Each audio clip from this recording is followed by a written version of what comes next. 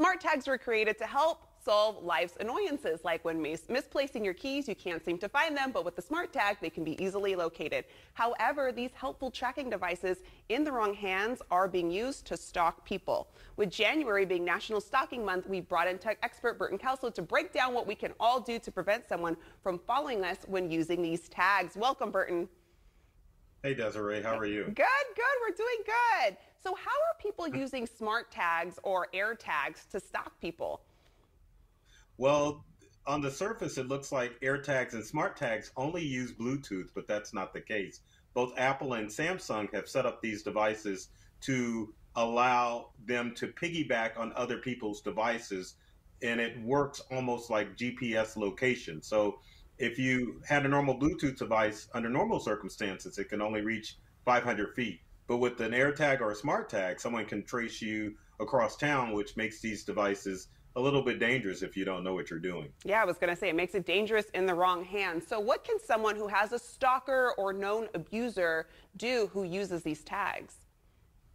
Well, the first thing is comforting because if you have an Apple device or smartphone and someone plants an AirTag on you, your Apple device will pop up and let you know there's an unknown AirTag.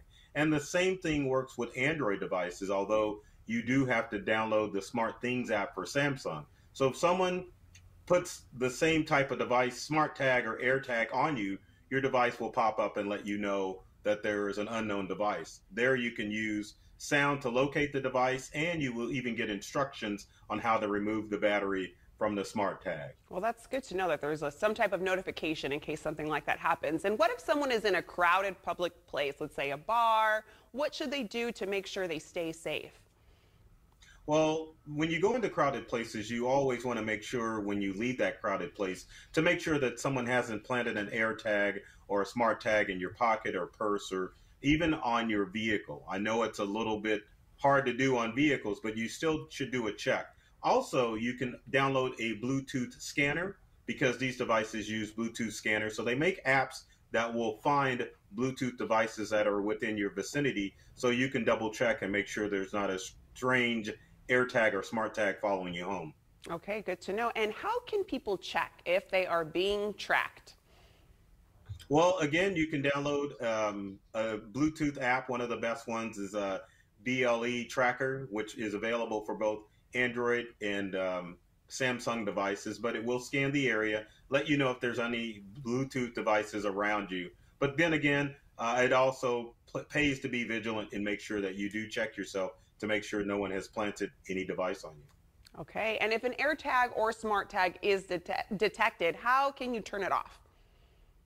Well, you can remove the battery from the device to turn it off. Also, if you do detect an unknown tracker, the app will let you know if it's just simply been lost.